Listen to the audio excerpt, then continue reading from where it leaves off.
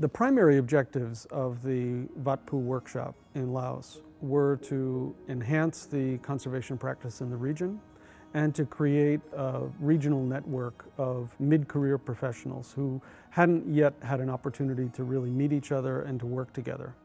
We also wanted to have it fit within a needs assessment that we had done at the GCI in the region. We wanted to see what were the most important needs.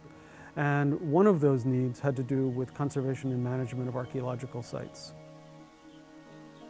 The Vat Phou site is really a magnificent area, a vast cultural landscape on the banks of the Mekong River in Champasak, in southern Laos. One of the major temples was one at the base of a hill that was picked because of certain natural formations that related to Hindu practices. Later on, it became a site very important for Buddhist practice. And this combination of Hindu and Buddhist practice is very much in keeping with what the region experienced historically at many other places. Vat Phou was put on the World Heritage List because of how significant it was. It was one of the earliest urban sites within Southeast Asia. Today, you encounter a much more rural landscape and a place that shows very little evidence of there really being a major city there. However, it's a site that for centuries has been utilized and still is being utilized by people who come to pray at the site. So in addition to being a tourist place, it was a place that still holds a lot of importance for local religious practitioners. And that was one of the other things that attracted us to the site, because it's a place of rising tourism demands, but also a place that has a lot of inherent rich religious traditions that are important to the local people. The workshop was designed to be a very interactive workshop. We combined classroom lectures with field exercises, group discussions, and group presentations. We selected a core group of instructors who represented various disciplines relevant to the conservation and management of archaeological sites. We had a team teaching approach, and we used this approach to exemplify the interdisciplinarity and interrelatedness of professions and skills necessary to actually perform conservation in a holistic manner on a site. The feedback from the participants was that they very much appreciated working in these multidisciplinary groups. They also appreciated the opportunity to work with their colleagues internationally, and they took the opportunity to learn from one another about how each practitioner actually approached these problems in their own countries. The field exercises were designed to replicate real-life situations and real problems encountered on site.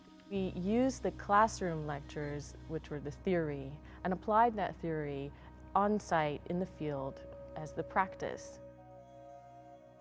While on site performing group exercises, the instructors worked with each group to help answer questions, provide some kind of guidance. It gave the participants opportunities to clarify some of their questions as they worked through those problems. The kinds of conditions that were present at Vat Phou are very similar to what the participants of the workshop would encounter at situations that they were working on in their own countries.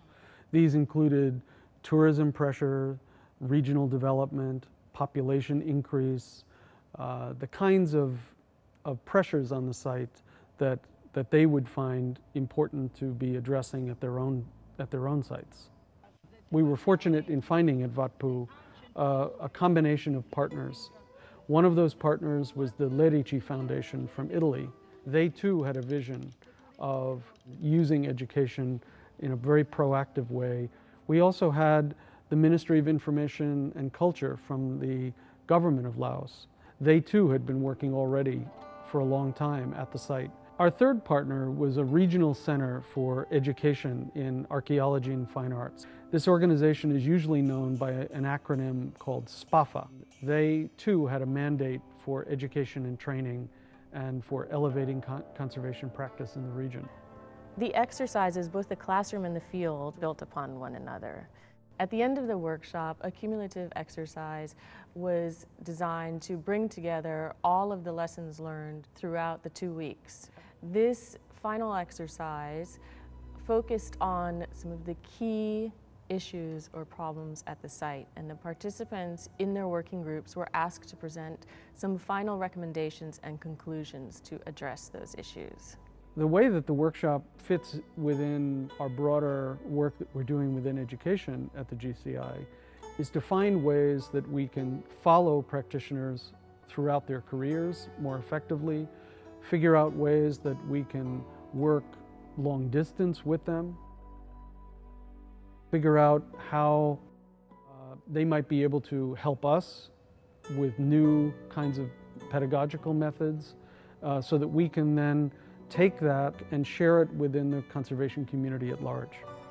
One of the objectives of the workshop was to create a regional network of practitioners. We felt that by having a workshop where people could actually be together for 2 weeks and work together, they would forge stronger professional bonds with each other. Bonds that go beyond the kind of networks that might be created through virtual networks or through professional conferences. I think the participants really appreciated the opportunity to work with one another from around the region. There was an incredible collaborative spirit amongst them. They made new friends, they made new professional connections, they in fact continue to communicate with one another and draw upon one another's experiences professionally, but also just in a manner of friendship. So some of these bonds have actually been formed, which was part of what our objective was, to create a stronger network of professionals in the Southeast Asia region.